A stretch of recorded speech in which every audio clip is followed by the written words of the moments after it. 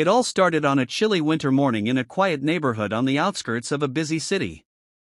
The streets were still covered in snow from the night before, and most people were tucked inside their warm homes, sipping coffee and scrolling through their phones. But not 11-year-old Sarah. She was already dressed in her thick red coat and old worn-out boots. Clutched in her tiny gloved hands was a small paper bag. Inside was her prized possession, a collection of shiny marbles, a bracelet her grandmother had given her, and a few candies she had saved from Christmas. To others, it might seem like a random bag of junk. But to Sarah, this was her little treasure chest.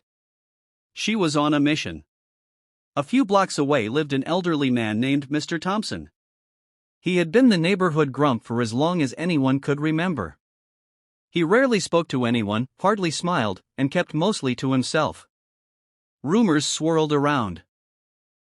Some said he'd lost his family years ago, others believed he simply didn't like people. Whatever the reason, he was alone. And Sarah had noticed. She remembered passing by his porch a few days earlier, seeing him struggle to carry groceries while no one offered to help. That image stayed with her. So, on that cold morning, Sarah decided to do something. She walked through the snow, her cheeks red and her breath visible in the icy air. She climbed the steps of Mr. Thompson's porch, gently placed the bag at his door, rang the bell, and ran. Mr. Thompson opened the door minutes later, confused. He looked around, but all he saw were small footprints disappearing into the snow. He glanced down and saw the little paper bag. Curious, he picked it up and took it inside. Inside, he found a handwritten note. "I don't have much, but I wanted to share what I love with you. Everyone deserves a little kindness.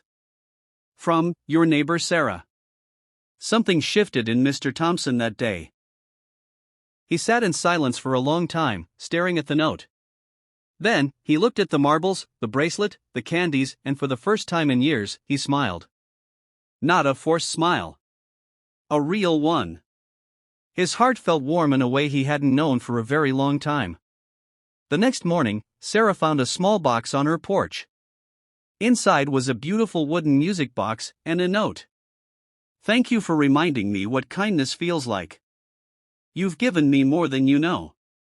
From, your friend Mr. Thompson." That simple act, one little girl giving from her heart, had melted years of silence, loneliness, and pain. But it didn't stop there. Word about what happened spread through the neighborhood. Inspired by Sarah's gesture, others began checking in on Mr. Thompson.